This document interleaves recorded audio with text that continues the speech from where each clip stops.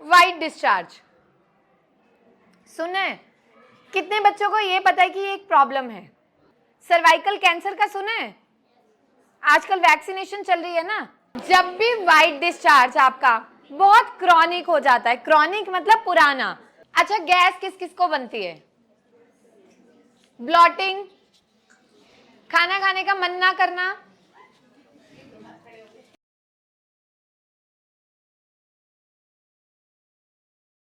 White discharge सुना है? कितने बच्चों को ये पता है कि ये एक प्रॉब्लम है? खड़े हो जाओ, बताओ बेटा, कोई बात नहीं। वाइट डिस्चार्ज जो है, आपको ये पता है कि ये एक प्रॉब्लम है, ठीक है? आपको होता है? नहीं होता। फिर कैसे पता है? पर रहता है, होता है।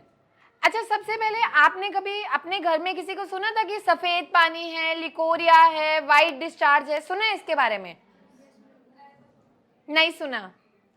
देखो, वाइट डिस्चार्ज एक बहुत बड़ी प्रॉब्लम है और वो प्रॉब्लम नहीं भी है, लेकिन अगर आपको नॉलेज है। सर्वाइकल कैंसर का सुना है?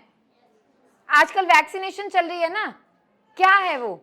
वाइट डिस्चार्ज इतनी बड़ी प्रॉब्लम है कि वो आपकी बॉडी को खत्म कर देती है। आपकी बॉडी की जितनी भी ओज यानी इम्यूनिटी, जो भी न्यूट्रिशन है, उसे बाहर निकालती है। वाइट डिस्चार्ज क्या है? एक तरह का स्राव है, मतलब एक फ्लूइड है जो आपके वेजाइना से हर टाइम पे सिक्रीट होता है। जैसे ये आपका वेजाइना है, ठीक है? यहाँ पे आपकी वेजाइनल ओपनिंग है। आपका जो वेजाइना है, इसका अपना कुछ टेस्ट है, हर चीज का टेस्ट होता है ना, जैसे वैसे ही इसका अपना एक फ्लेवर है, इसकी अपनी एक पीएच है जो इसको मेंटेन करती है। लेकिन जब वो पीएच खराब हो जाए, जितनी उसको जरूरत थी उससे अप डाउन हो जाए, तो ये सारी प्रॉब्लम स्टार्ट होती है और वहां पे एक्सेस में सिक्रीशन होती है। वो सिक्रीशन कैसे होती है? पीरियड से अगर आपको पहले है 3-4 दिन और पीरियड से 3-4 दिन बाद है, वो नॉर्मल है। समझ आया? पीरियड से पहले जो आपको मेंस्ट्रुएशन है, उससे पहले या बाद में है, वो नॉर्मल है। लेकिन आपको पूरा मंथ डिस्चार्ज रह रहा है, ठीक है? हर टाइम आपकी पैंटी में आपको गीला गीला फील हो रहा है। आप पैंटी सुबह वॉश कर रहे हो, वहां पे ऐसे लगता है कुछ चिपचिपा सा है, कई बार वो येलो कलर में, कई बार जेली, कई बार जैसे दूध दही फटा होता है, पूरा फटे फटे क्रिस्टल निकलते हैं, कई बार वो ग्रीनिश कलर में, कई बार रेडिश कलर में।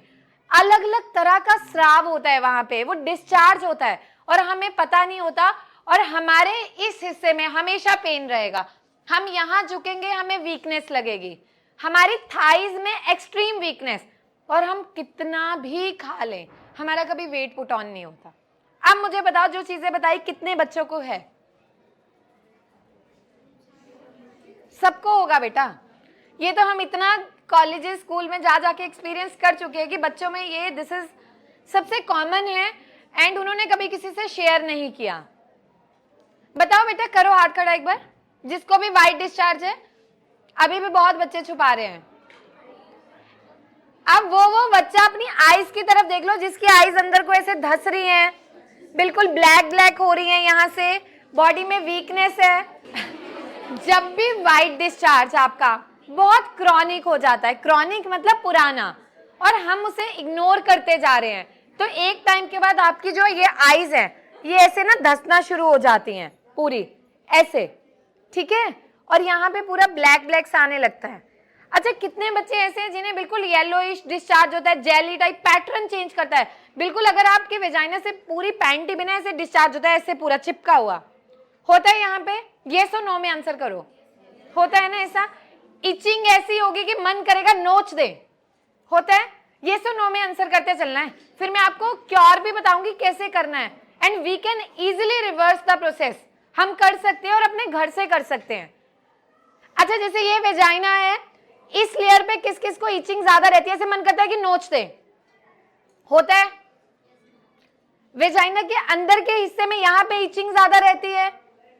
जब डिस्चार्ज होता है तो एकदम से वहां पे अजीब सी सेंसेशन रहती है, बहुत कॉमन है। अभी नहीं बोलोगे, बाद में जाके डिस्कस करोगे, क्योंकि अभी शर्म आएगी बोलने में।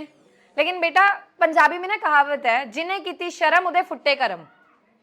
समझ गए? तो लाइफ में कभी भी अपनी हेल्थ को लेके कभी शर्म नहीं करनी चाहिए। आज बोलेंगे कल भला होगा, आज नहीं बोलेंगे सारी जिंदगी बीमारी को छुपाते रह जाएंगे।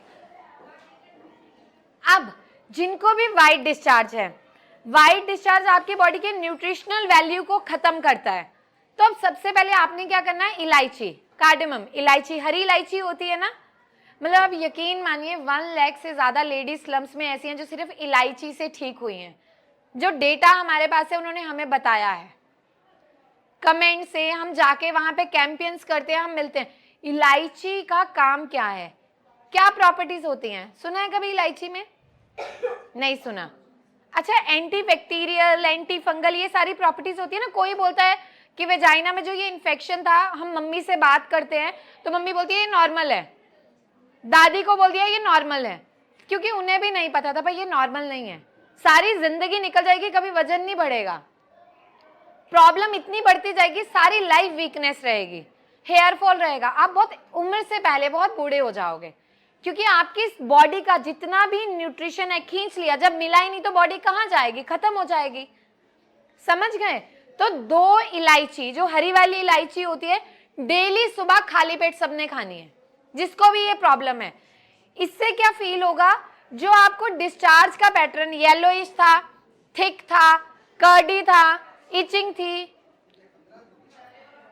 बेटा कल को आप लोग ही तो चेंजेस लाओगे ना।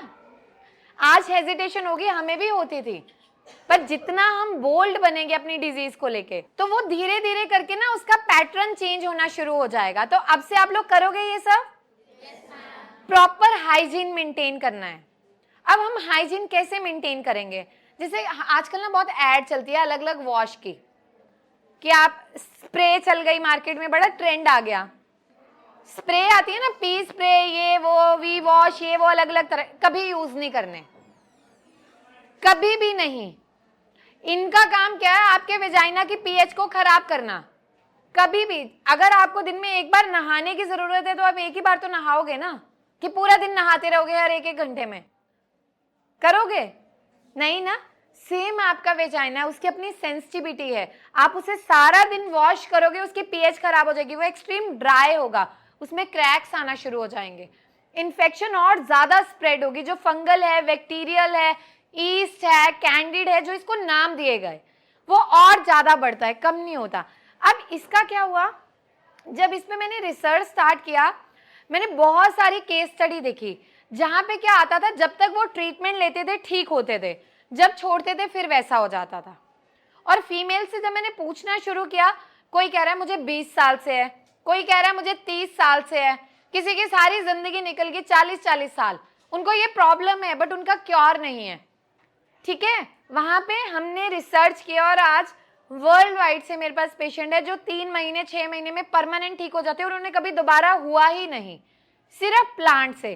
तो अब आपने 2 चीज करनी है, एक इलायची खानी है, दूसरा फिटकरी, पोटाश अलम। पोटाश अलम तो सबने सुना है ना, फिटकरी तो पता है, जो जैसे हम वो शेव करते हैं उसके बाद इसे रब करते हैं ना, शेव करने के बाद घर में पापा वगैरह को देखा है रब करते हुए, क्यों करते हैं? वो व्हाइट कलर का पत्थर सा होता है, क्यों करते हैं?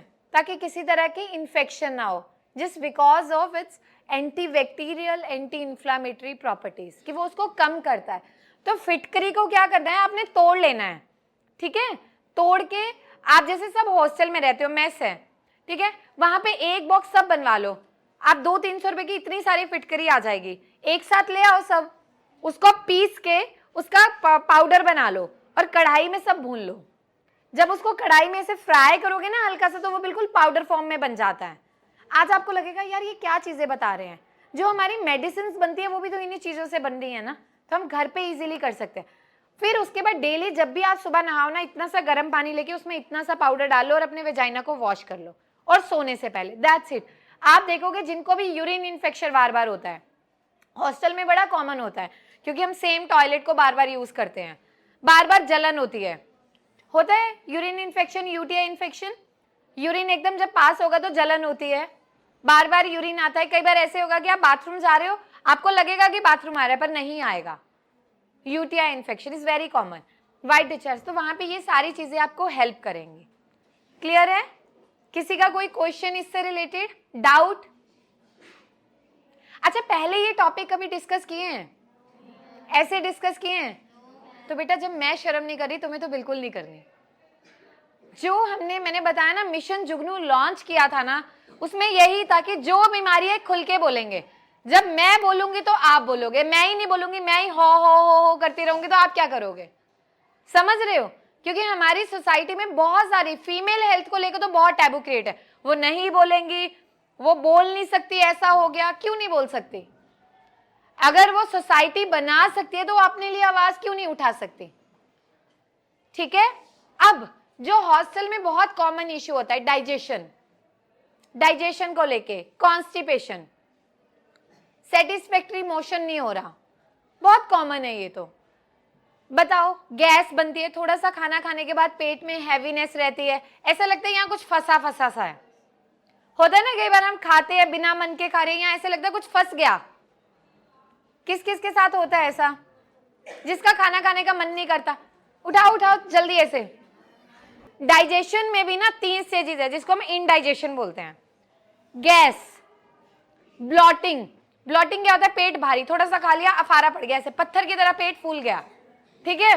फिर क्या होता है? हम बोलते हैं यार हम बड़ा कम खाते हैं, पानी भी लगता है, मोटापा ही आता जा रहा है।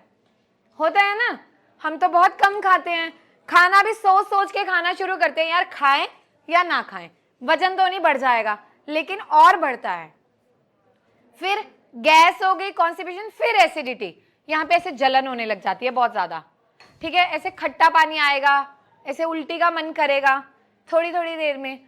फिर कॉन्स्टिपेशन, जैसे कुछ बच्चे सुबह उठते ही फ्रेश हो जाएंगे, कुछ को लगेगा जब वो सुबह उठेंगे ना तो बहुत टाइम लगता है, उनको बहुत फोर्सफुली फ्रेश हो पाते हैं, और कुछ में क्या होता है, 1-1, 2-2 दिन का गैप आता है। और ये बहुत कॉमन है, किसी को शर्म करने की जरूरत नहीं, किसी को पानी सूट नहीं करता।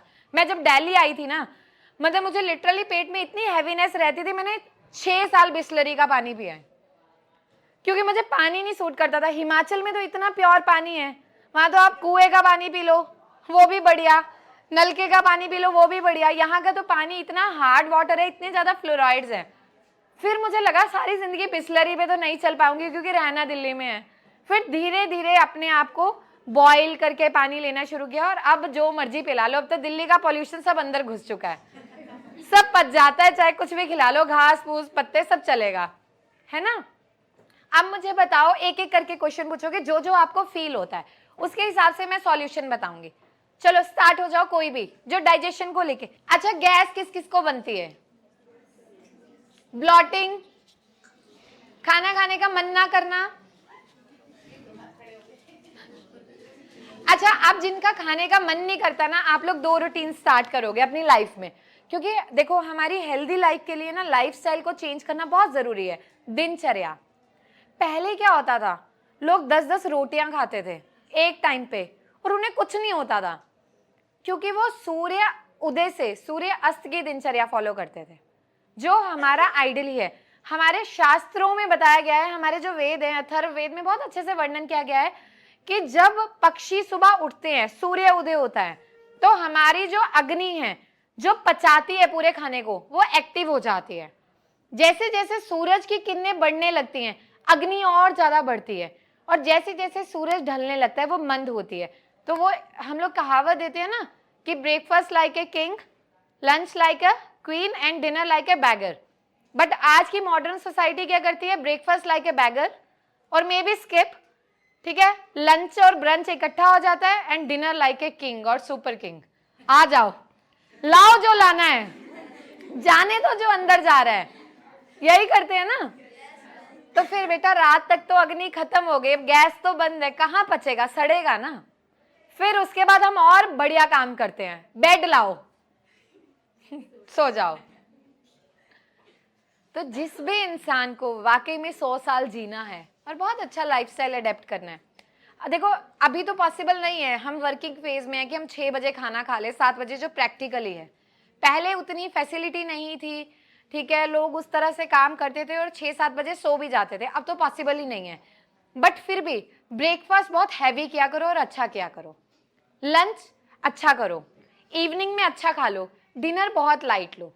डिनर में चपाती इंटेक बहुत कम करो, दाल हो गया, चावल हो गया, खिचड़ी हो गया, मतलब जितना आप लाइट खाना खा सकते हो। जब आप इसी चीज को मॉडिफाई कर दोगे ना, आपको लगेगा यार हम बड़ा हेल्दी फील कर रहे हैं, आपको बॉडी ना हल्की हल्की लगना शुरू हो जाएगी।